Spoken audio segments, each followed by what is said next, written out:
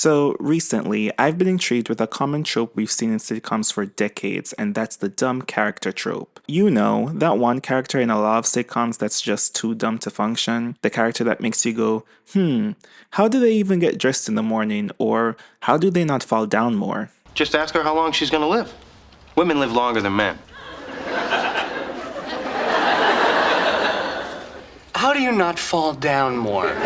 Yeah, I just stole that joke because I thought it was funny. But anyways, there's lots of really dumb characters in sitcoms like Kelso from That 70s Show, Brittany from Glee, Karen from Mean Girls. Yeah, I know Mean Girls is a movie, but Karen's just so funnily dumb. It's 68 degrees, and there's a 30% chance that it's already raining. But I'm more interested in characters that did not start off being really dumb. Characters that might have actually started off being smart, but as time went on, they got progressively more and more stupid. Say hello to the new champ of Chandler's Dumb States Game. Wow, how many you got?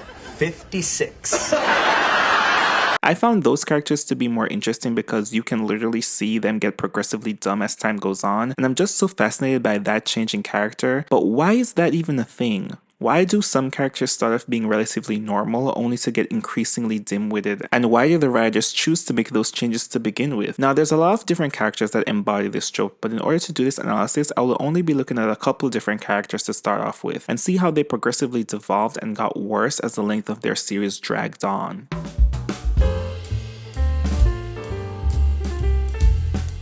Joey was actually the reason I wanted to make this video in the first place, because in rewatching Friends, one of the first things that stood out to me in the first season was that Joey wasn't brain dead. Okay, I'm sorry, but often with these dumb characters, it isn't just that they don't know what the capital of Australia is, which of course is Margot Savon, it's that they quite literally have the brains of a 6-year-old.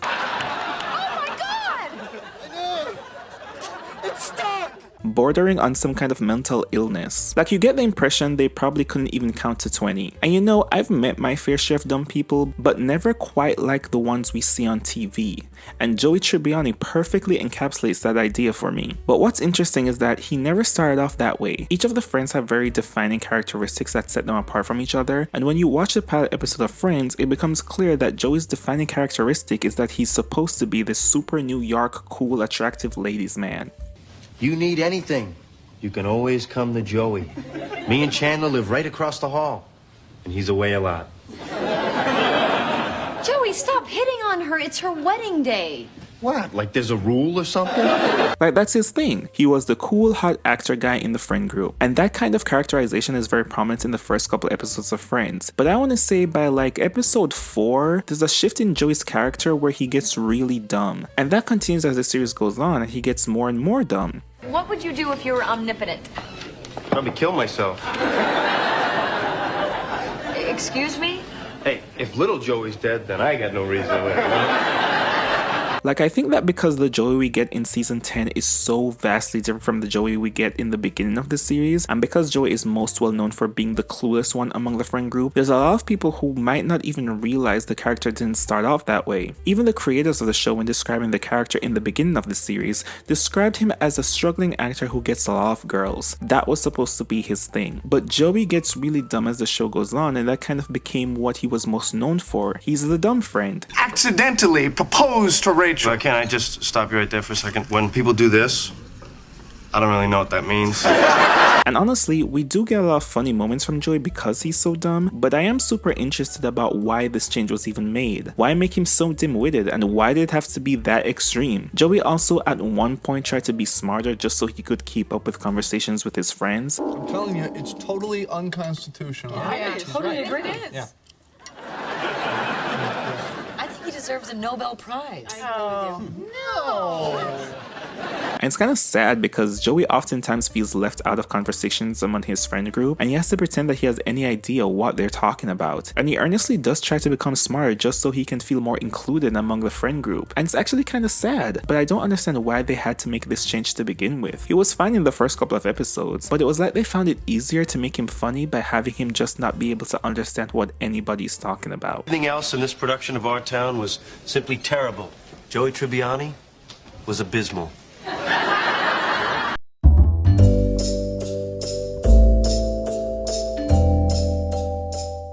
So Kat's a pretty interesting character to me because now I think the most popular version of this character that is cemented in people's minds is this version. What are you doing here? You said you wanted to work on our project. At your house, not here. Whatever, let's just go in. No, you can't. But what if I told you that Kat used to be smart? So in the pilot episode of Victorious, in Kat's introduction, the character was this very energetic young girl that would switch dramatically from one emotion to the next in a millisecond. My name's Kat. Oh, like the animal. What's that supposed to mean? Nothing. I love cats. Me too, they're so cute. Kat's earliest characterization was that she was a bit ditzy, easily distracted, and would have these drastic changes in mood seemingly stemming from her deeply traumatic home life. Oh, my life's the worst. Here's a piece of candy. Yay, I love candy. But as the series went on, Kat not only became increasingly clueless, but there was also this weird infantilization of the character. Now, it wasn't just that Kat was dumb, it was that Kat essentially had the brain of a 6-year-old and was incapable of engaging with her peers on their level.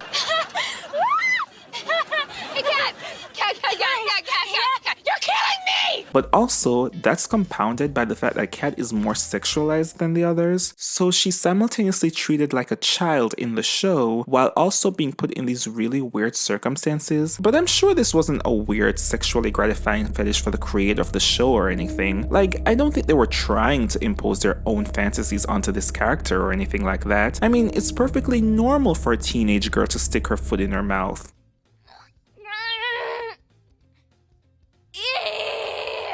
Yep, nothing strange going on here. I actually found that the earliest depictions of Kat were more interesting because she basically confused everyone around her constantly. Again, not because she was stupid, but just because of how overly sensitive and dramatic she was. I take criticism really well.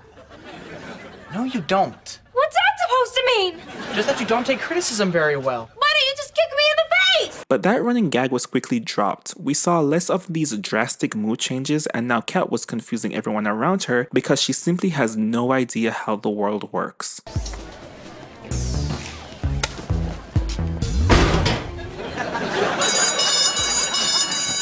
Kat?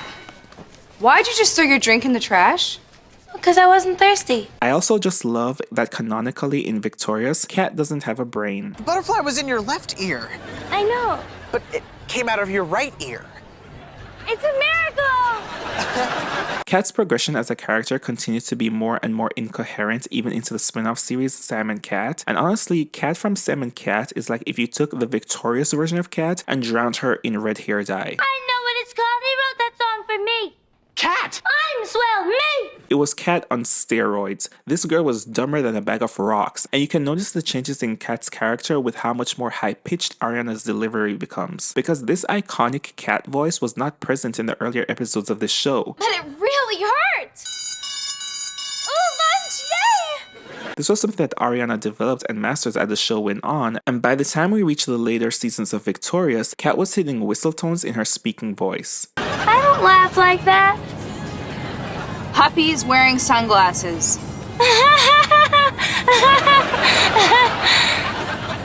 Dang it. Hi. I'm Cat Valentine. Simple things confuse me. With most dumb characters, there are glimmers of brilliance every now and again. You know, those moments where you're like, oh my god, I can't believe this dumb character did something smart. Why don't we just do it the way Jade wrote it for that one night?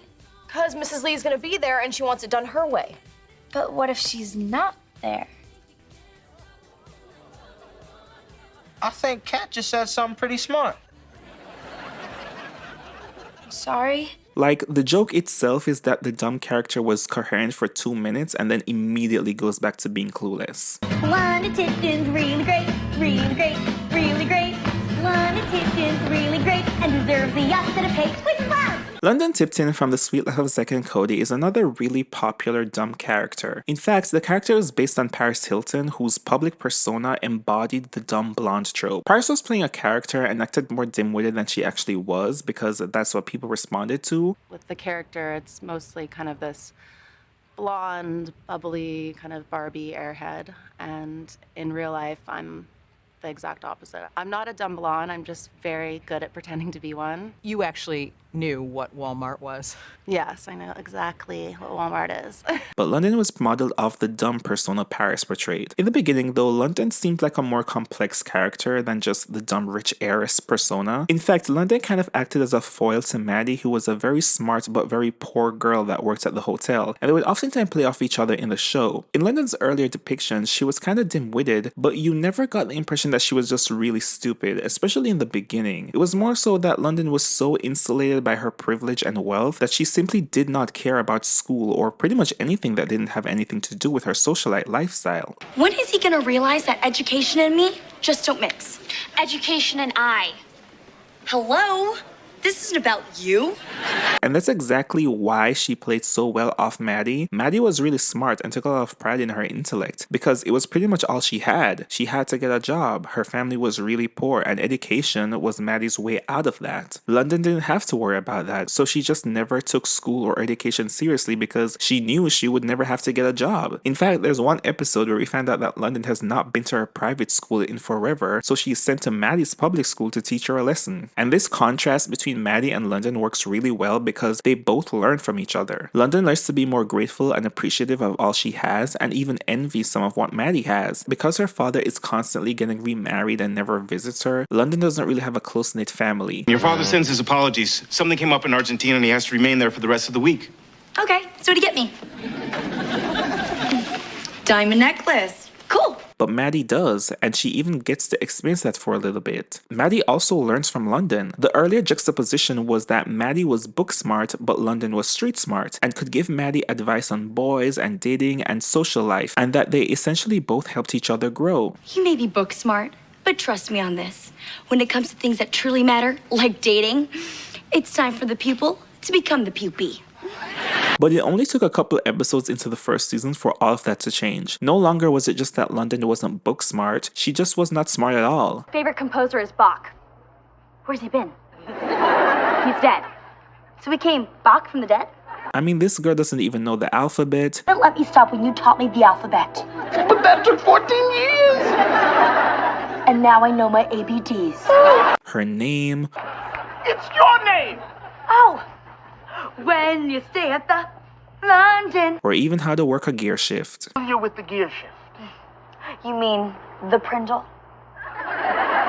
I know people would be mad at me if I didn't mention this moment, and you know, it is a really funny scene. It still holds up, and Phil Lewis's delivery here gets me every time. Oh, I'm sorry. Why don't we just relax? We'll turn on the radio. Would you like am or film? I still think that because London was so insulated by her wealth and privilege, she never really tried super hard to better herself academically. I mean, she had to repeat high school and join the twins on the cruise because of how bad her grades were. But I still think that was a more interesting concept, a super rich heiress that just cannot bring herself to care about anyone or anything because she never has to worry about money, than just a really dumb girl who makes Max look like a genius. Still, I do like London's progress as a character. She becomes more in tune with the people around her, she cares more, and she develops strong relationships with her friends, including Mosby, who has always been a father figure to her. And knowing all of that when we finally get to the series finale where London is graduating high school, it makes this moment even more impactful. And thank you for taking care of me all these years. You are welcome. I am so proud of you for graduating high school and so proud of the woman that you've become. Keep in touch, okay? Don't worry, I've got you on speed dial. I'll call you if I ever have a problem. Okay.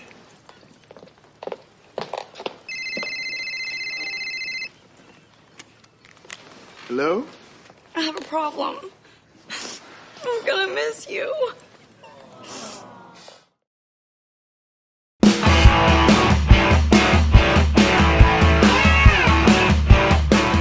Drake Barker had a really drastic character change from the first season to the second season. In season 1 of Drake and Josh, Drake acted as a foil to Josh. Where Josh was a really studious, rule-obeying kid who wasn't really popular, Drake was a very popular, rebellious teen who didn't really care that much about school. Let's take the dune buggy out for a quick spin before they get back.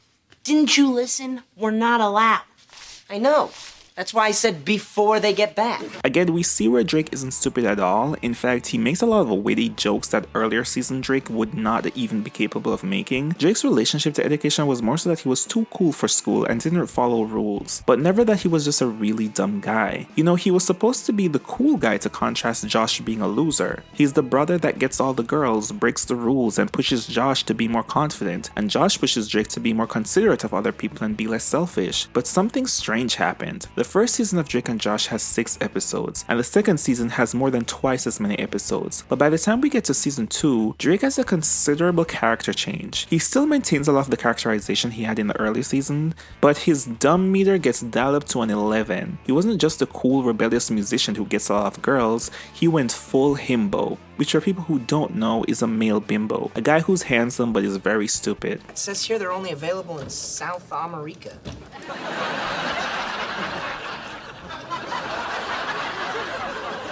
What? South America! Like, it doesn't get worse than that. I think the change in Drake's character was more egregious to me than the others because my whole impression of who Drake was as a character was that he was the dumb brother. So it was really surprising watching these 6 episodes where this is not a central part of his character at all. Drake is witty, he comes up with good plans, they're often dangerous and don't work out, but again he's supposed to be the street smart juxtaposition to Josh's book smart. We never addressed just how stupid we were. So dumb! And I got dumber.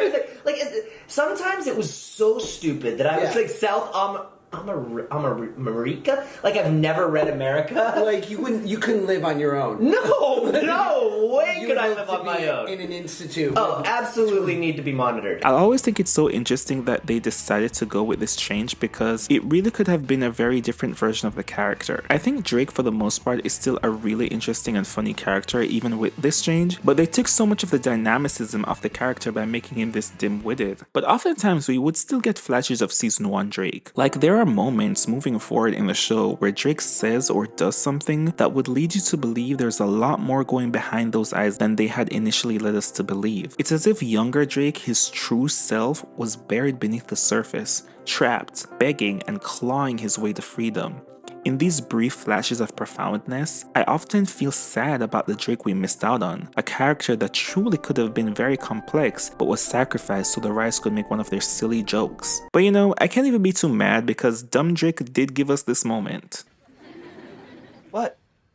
Where's the door hole? Goes right there. See, I drew it with a magic marker. You were supposed to cut it out with the power saw. Dude, I'm gonna. Oh, really? Yes.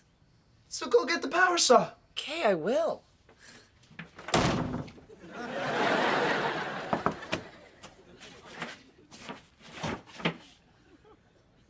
I see the problem. Oh, do ya? If that's not good TV, I don't know what is.